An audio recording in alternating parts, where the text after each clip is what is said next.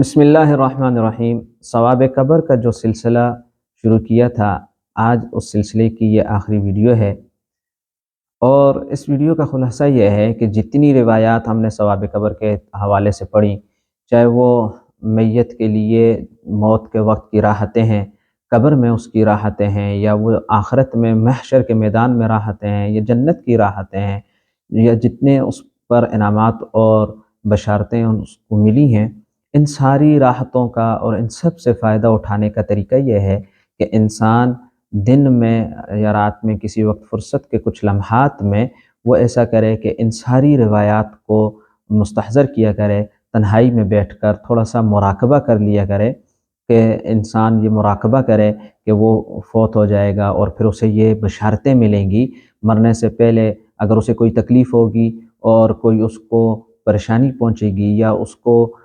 کسی بھی طرح کی کوئی بیماری لگے گی، تو وہ اس کے لیے اس کی آنے والی جو تکلیفیں ہیں ان کا مداوع ہوگی، اور وہ اس کی بخشش کا ذریعہ ہوگا۔ ان باتوں کو سوچے، اور پھر وہ یہ سوچے کہ اچھا، جس وقت روح قبض ہوگی اس وقت بھی بڑی سہولت ہوگی، اور اللہ تبارک و تعالیٰ کی رحمت سے امید ہے کہ بڑی آسانی سے روح نکل جائے گی۔ اور پھر میت کی جو کفنانے اور دفنانے کی جو صورتحال ہے کہ وہ دیکھے کہ میں خود کو اپنے اعزاز میں دیکھوں گا، میں اس چیز کو دیکھوں گا کہ فرشتوں کے اعزاز اور اکرام کے ساتھ اس دنیا سے رخصت ہوں گا، میرے جنازے میں فرشتے ہوں گے۔ اور پھر قبر کی سہولتوں کو دیکھے کہ سوچے کہ قبر کتنی کشادہ ہوگی، اور اس میں منکر نکیر کے سامنے بھی میرے عقل سلامت رہے گی، اور میں صحیح طریقے سے ان کے جوابات دوں گا۔ اور پھر اب اس کے وہ اعمال جو وہ کرتا ہے، وہ جنت میں جو اعمال وہ اس نے کیے وہ قبر میں اس کے رفیق بنیں گے، وہ قبر کی وحشتوں کو اس سے دور کریں گے، اور قبر میں اس کے لیے اعلیٰ قسم کا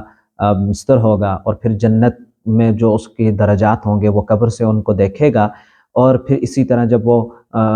اس کو وہ بڑے آرام اور سکون کے ساتھ وہ سو جائے گا، اور قبر اس کی تا حد نگاہ کشادہ ہوگی۔ اور پھر اسی طرح وہ محشر کی راحتیں دیکھیں کہ وہ جو سختی کے دن ہیں، وہ جو لمبے دن ہیں، وہ لمبا ہونا اور وہ تکلیف میں ہونا، یہ غیر مسلموں کے لیے اس کے اوپر بڑی سہولت اور راحت ہوگی۔ اور جیسا کہ ایک حدیث میں ہے کہ وہ لمبا دن بھی ایسا ہوگا جیسے ایک نماز پڑھنے والے کے لیے ہوتا ہے۔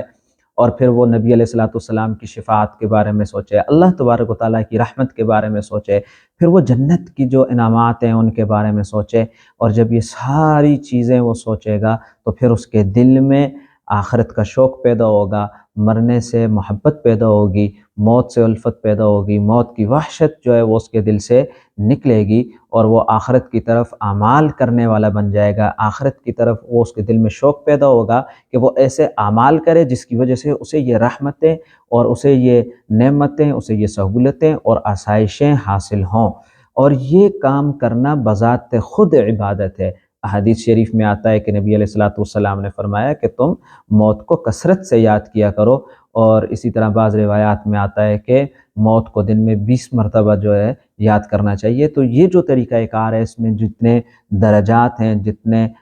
سٹیپ ہیں، ان کو اگر وہ مستحضر کرے گا ان روایات کی روشنی میں، تو ایک انسان کے اندر جہاں بہت سی مثبت تبدیلیاں پیدا ہوں گی، اسے وہ جو دنیا کی پریشانیاں ہیں اس سے وہ باہر نکلے گا۔ جو انزائٹی یا ڈپریشن قسم کی جو بیماریاں ہیں، ان بیماریوں سے اسے نجات ملے گی، اور ایک مثبت انداز سے وہ اس دنیا میں بھی زندگی جیے گا، وہ اعمال کی طرف بھی آئے گا، اور وہ آخرت کی طرف بھی اس کا شوق بڑھے گا۔ اور موت سے جو ڈر، قبر سے جو خوف، اور محشر سے اور میدان حشر سے جو وحشت دل میں بیٹھ چکی ہے، اور یہ جو تصور بن پڑا ہے کہ مردہ جو ہے وہ بس گلا سڑا رہتا ہے، پڑا رہتا ہے، نہ کوئی اس کا پرسان حال ہے، نہ کوئی پوچھنے والا ہے، یہ تصور ختم ہوگا، اور آخرت کی طرف اس کا شوق بڑھے گا۔ اور پھر اسے یہ یقین ہوگا کہ یہ وہ چیزیں ہیں جن کی وجہ سے انبیاء نے موت کی طلب کی، پھر انبیاء کے بعد صحابہ کرام نے موت کو ترجیح دی، موت کو طلب کیا، موت کو پسند کیا، اور پھر اللہ والوں نے، اولیاء اللہ نے بھی موت کو پسند کیا۔ تو اس کو پسند کرنے کی یہی وجہ ہے کہ موت کے بعد جو وہاں کی جو راحتیں ہیں اور جو وہاں کے انعامات ہیں ان کے بارے میں، اور جو اللہ کی رحمت ہے اس کی طرف جانے میں ہر شخص کو جو ہے وہ